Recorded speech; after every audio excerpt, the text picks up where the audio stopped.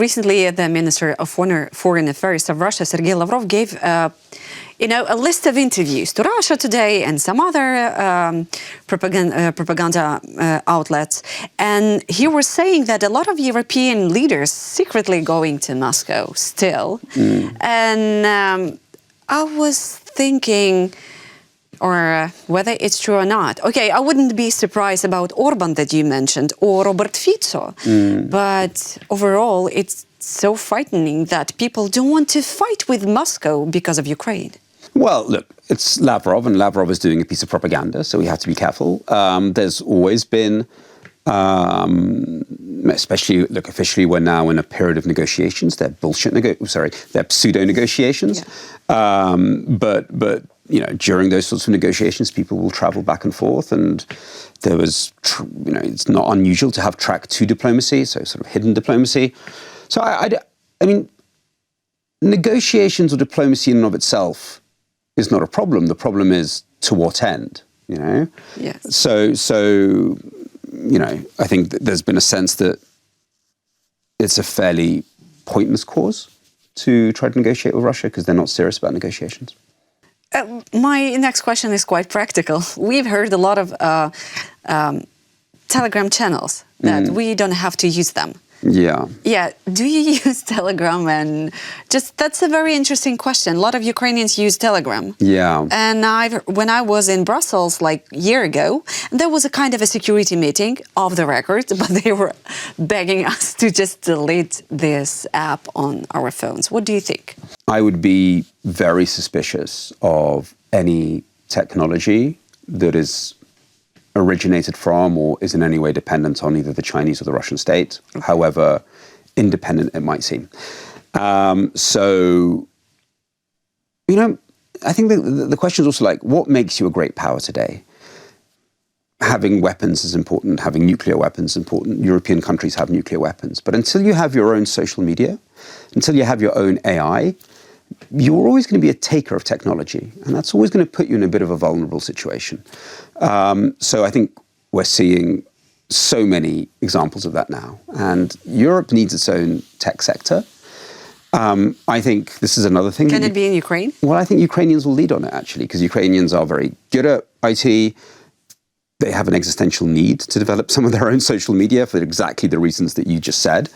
So I think, you know, as we think about the future of Ukraine and Europe, I think Ukraine will be the leader in defense tech for Europe, and I think Ukraine will be the leader in IT. And until, like, we've been talking today about the possibility of a European narrative of strength, having your own AI, having your own social media is critical. Until you have that, you're not a great power. So we need to create our own social media. Yeah, and I think Ukrainians will help immensely with that. Yeah. Peter, my final question actually is about how Ukraine is described by Western journalists that are usually coming here and covering war frontline. What mistakes they usually do that you're like tired to read, or you know it's not correct to say it that way? Okay, correct, maybe that's a strong word, but when you see like, no, guys, this is not what we need. So Western journalists in Ukraine? Well, yeah. I think overall those not even who come here, but just describing the war and trying to cover it properly and balanced. To be honest, I haven't done any kind of audit on that. So it's hard for me to say. Look, journalists always need news. They need something that's new. And so, you know, sometimes I don't know if there's a temptation to grab something that isn't that in focus. I think the main thing that we have to keep in mind is, though, Ukraine is a pluralistic society, and that means a lot of its problems are out in the open: corruption scandals, problems with mobilization. And because they're in the open, it's very easy to cover them. While Russia's problems are much more closed, you know, its corruption is, you know, you get shot if you try to investigate it. The problems in its economy are sort of like squashed down. Its problems with mobilization aren't covered. So that sometimes you get this kind of because it's so easy to cover Ukraine's problems, because its own journalists cover these problems, there is this sense that Ukraine is somehow, on the edge and about to break. And whenever I say something about Russia, the answer is always, but what about Ukraine? And I'm like, well, Ukraine's problems are part of a pluralistic and democratic process where it's normal to discuss your problems. And historically, that's a pretty good way of dealing with them.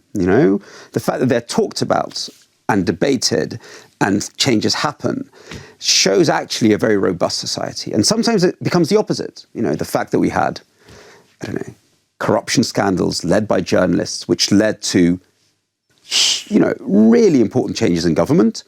That's not a sign of weakness, that's a sign of strength. Yeah?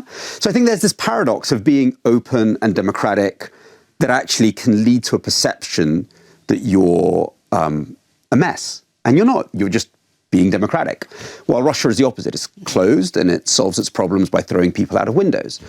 So I think that's a real that's like a disbalance. And I don't know how journalists should factor that in, but there is that issue.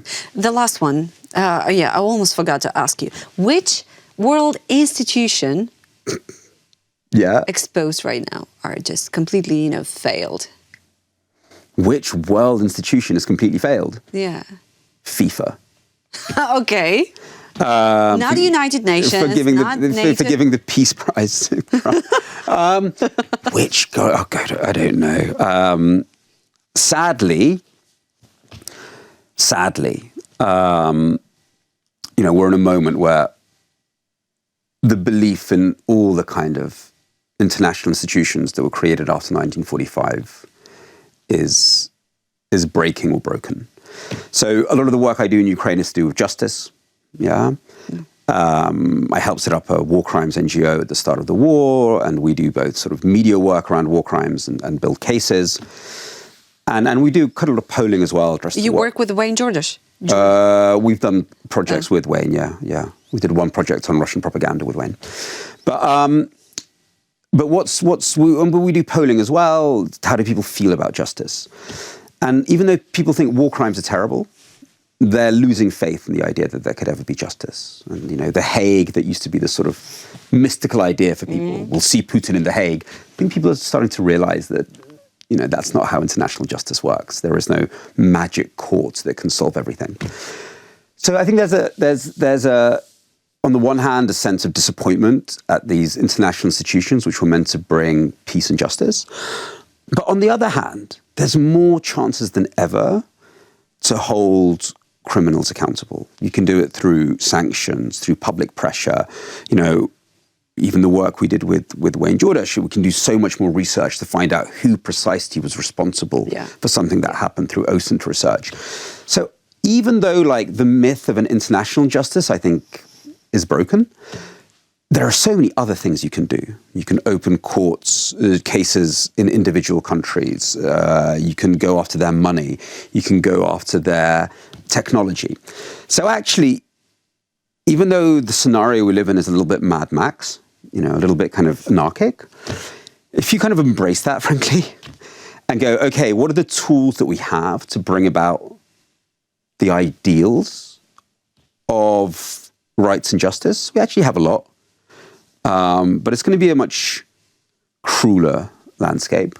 But the opportunities are vast. So I would say that even though The Hague, the UN, they might feel broken, in order to achieve justice and rights, there's actually a lot we can do. So, Justice and rights. And I think so. It's a paradox. On the one hand, the big institutions seem broken. The big narrative doesn't feel real anymore. But actually, you can do more than you'd ever been able to before.